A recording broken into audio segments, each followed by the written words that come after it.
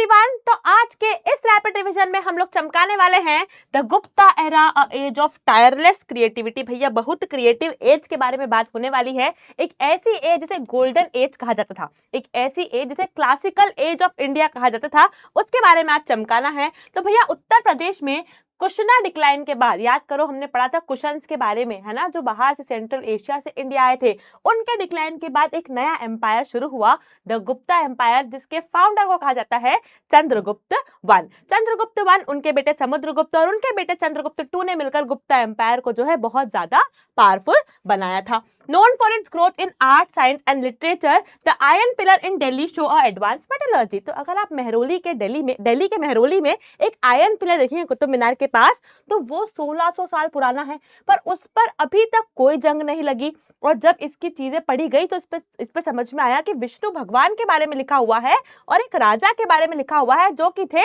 Chandragupta to. तो ऐसा माना जाता है कि चंद्रगुप्त टू के समय का है क्या ये आयरन पिलर, जो पहले उदयगिरी में था, बाद में इसको शिफ्ट करके मेहरौली दिल्ली में लाया गया था।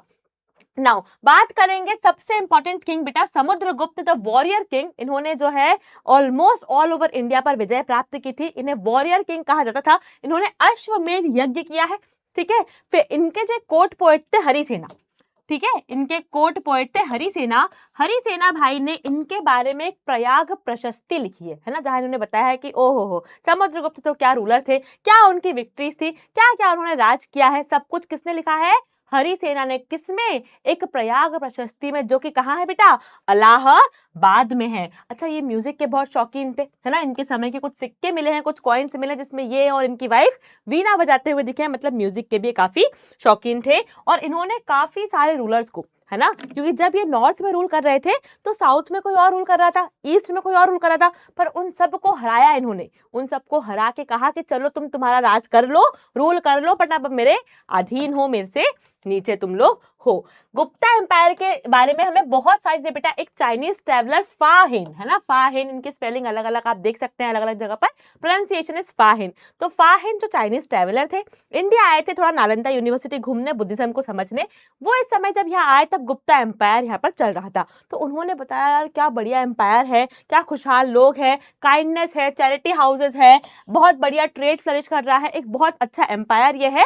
एक जो इन्होंने चीज बताई वो बताई चंदेलास के बारे में, जिनके साथ सोशल इनइक्वालिटी देखने को मिली, डिस्क्रिमिनेशन देखने को मिला, इन्हें गुप्ता एम्पायर के बाहर रखा जाता था। तो समझ में आया कि गुप्तास के समय पर भी क्या था, थोड़ी सी कास्ट इनइक्वालिटी वाली चीजें एग्जिस्ट करती थी। गवर्नेंस की बात करें तो बहुत शानदार गवर्नेंस था। गुप्ता एम्पायर ने अपने एम्पायर को छोटे छोटे प्रोविंसेस में डिवाइड कर दिया था और हर प्रोविंस का एक गवर्नर था या एक लोकल राजा था।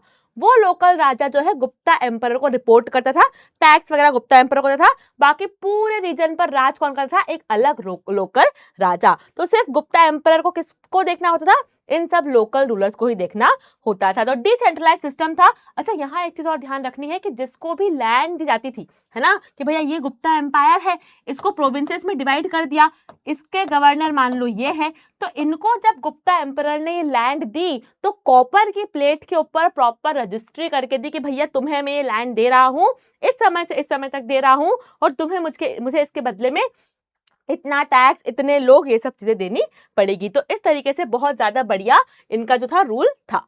नाउ बात करें मैट्रिमोनियल अलायंसेस की, तो अगर गुप्ता एम्पायर जब एक्सपांड हुआ तो लड़ाइयां भी हुई एक्सपेंशन के लिए, दोस्ती भी हुई।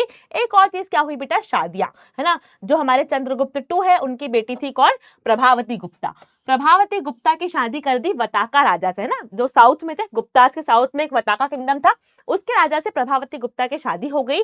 बट शादी के कुछ समय बाद ही वताका जो किंग थे, राजा थे, उनकी डेथ हो जाती है। प्रभावती गुप्ता के दो बेटे होते हैं, तो इन्हें कहा जाता है मदर ऑफ टू किंग्स, है ना। इनके दोनों ही बेटे जो हैं मदर ऑफ टू किंग्स, उन्होंने बहुत अच्छा राजपाट चलाया था, तो mother of two kings Prabhavati Gupta को कहा जाता है। प्रभावती गुप्ता ने गुप्तास के साथ एक बहुत अच्छा रिलेशन मेंटेन करके रखा, तो गुप्तास को वहां पर भी एक प्लस पॉइंट मिल गया। ऑल्सो प्रभावती गुप्ता भी बहुत बड़ी फॉलोवर थी विष्णु भगवान की, तो काफी सारे जो है टेम्पल बिल्डिंग, है ना, काफी सारे मंदिर जो है इन्होंने यहाँ पर बनवाए हैं। किसने?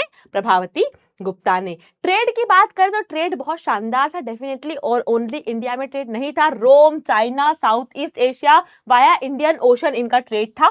ठीक है, एक यहाँ पर आइलैंड है बहुत स्पेसिफिक, सोकोट्रा आइलैंड। तो सोकोट्रा आइलैंड था बेटा, ये यहाँ पर एक ऐसा आइलैंड था जहां पर जब इंडियन ट्रैवलर्स ट्रेड करने आते थे तो बीच में यहाँ पर रुक जाते थे, है ना, स्टे करते थे, क्योंकि यहाँ पर बाद में जब आर्कियोलॉजिस्ट गए तो उन्हें इंडिया के गुप्ता एम्परर के सिक्के मिले, है ना, पॉट्स मिले, तो समझ में आया कि भैया इंडियन जो रूलर्स हैं गुप्ता जी तो बाहर से ट्रेड करते हैं, और सोकोट्रा आइलैंड तो इनका क्या है, एक रेस्टिंग पॉइंट है।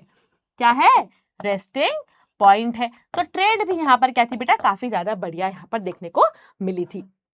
गुप्ता फॉलोड विष्णु धर्म, जैसे मैंने तुम्हें कहा कि विष्णु भगवान को काफी ज्यादा मानते थे, बट दूसरे धर्म की भी बिल्कुल बराबर से क्या है, रिस्पेक्ट करते थे। जैसे कि नालंदा यूनिवर्सिटी जो बुद्धिज्म के लिए थी, है ना, जो बुद्धिस्ट स्पेसिफिक थी, उसको भी इन्होंने फंड किया है। इसको क्लासिकल एज कहते हैं क्योंकि बिकॉज यहाँ पर साइंस, आर्ट, लिटरेचर, लर्निंग का काफी ज्यादा एक्सट्रीमली क्या हुआ है, डेवलपमेंट हुआ है। अभी हम देखेंगे 3 इंपॉर्टेंट फिगर्स, है ना, 3 इंपॉर्टेंट एस्ट्रोनॉमर्स कह लो या इंपॉर्टेंट स्कॉलर्स कह लो, हमारे इंडिया के इसी समय के थे, आर्यभट्ट, वराहमिहिर और कालिदास जी, है ना। आर्यभट्ट जिन्होंने जीरो दिया मेरे भारत को, है ना, जिन्होंने सोलर लूनर एक्लिप्स के बारे में बताया, जिसने अर्थ सन की दूरी बता दी, जिन्होंने एक साल में कितने दिन होते हैं अप्रोक्सीमेटली सेम वैल्यू बता दी, जिसने ट्रिग्नोमेट्री के बारे में बताया, काफी कुछ हमारे इंडिया को दिया है। ये यूरोपियंस वगैरह तो बहुत बाद में आए, काफी पहले ही आर्यभट्ट ने ये सब हमें दे दिया था, ये समय के थे। वराहमिहिर जिन्होंने बृहत संहिता, है ना, बृहत संहिता नाम की किताब लिखी है, that was on farming, astronomy, astrology,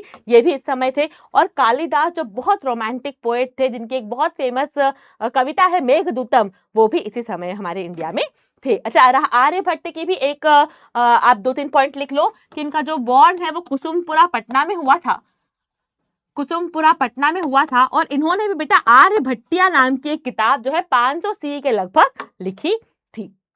art की बात करें तो काफी ज्यादा सुंदर आर्ट, आपको इसको बोलते हैं क्वेस्ट फॉर ब्यूटी, गुप्ता से समय जो सुंदर आर्ट था वो बहुत ज्यादा ब्यूटीफुल था। Gupta era has beauty and detail.